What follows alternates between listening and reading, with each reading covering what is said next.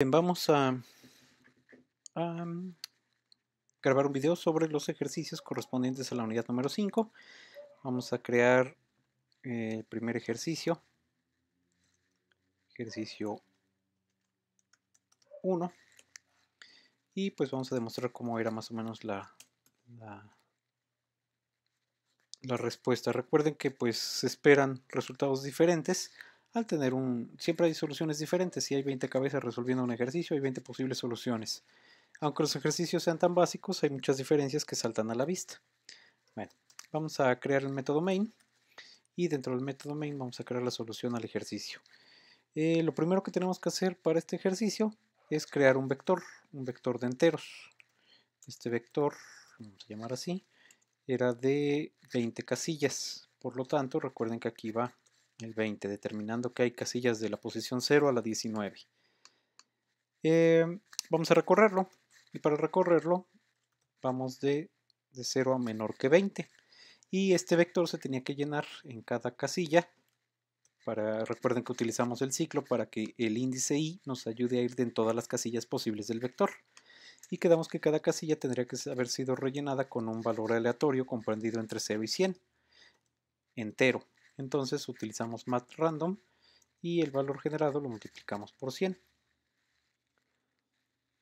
Pero en las instrucciones pedía que se generara de enteros, por lo tanto aquí hay que castear para que el valor contenido se trunque y se guarde como un entero, recordando que math_random genera un double por defecto. Bien, con esto llenaríamos el vector de enteros. Después nos pide la sumatoria de todos los elementos del vector. Entonces para ello vamos a crear la variable sumatoria inicializada en 0.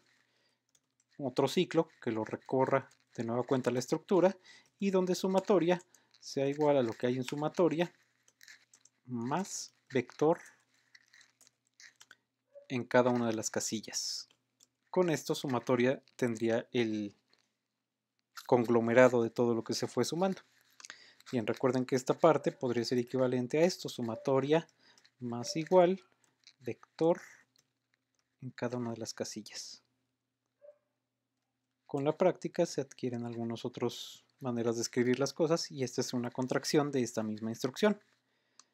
Pero bueno, ese no es tema de hoy, solamente se los recuerdo. Después nos pide el promedio de todos los elementos que contiene el vector. Entonces para ello necesitamos crear una variable normalmente de precisión decimal llamada promedio, que va a ser igual a la sumatoria entre 20.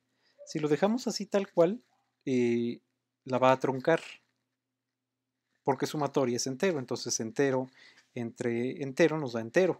Para ello habrá que castear sumatoria a flotante para que esto nos dé precisión decimal. Ese fue un error común en varios de los videos de los archivos que recibí como tarea. El promedio se da como entero. Entonces lo que hay que hacer es agregar esta casteo a la variable sumatoria y que promedio sea del tipo float también. ¿Sale? Bien, ejecutamos hasta el momento y no pedimos que imprimiera nada. Entonces vamos a hacer un ciclo que permita imprimir los elementos del vector.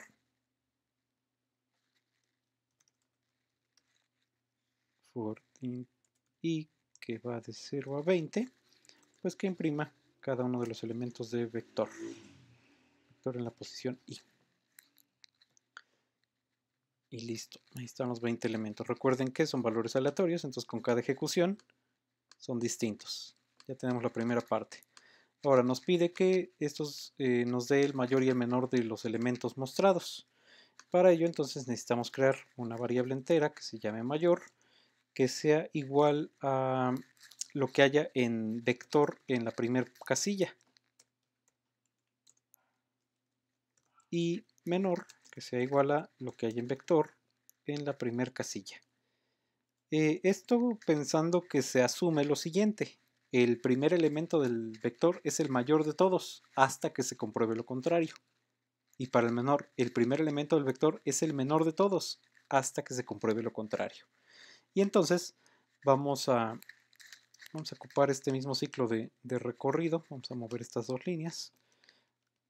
Y en el momento que lo vamos recorriendo, vamos a ir haciendo comparaciones. Si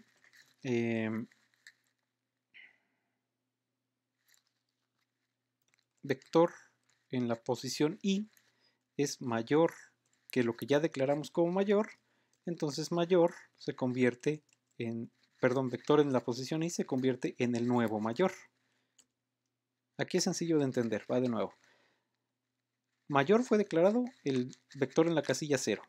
Entonces el primero de toda la lista es el mayor de todos hasta que se compruebe lo contrario.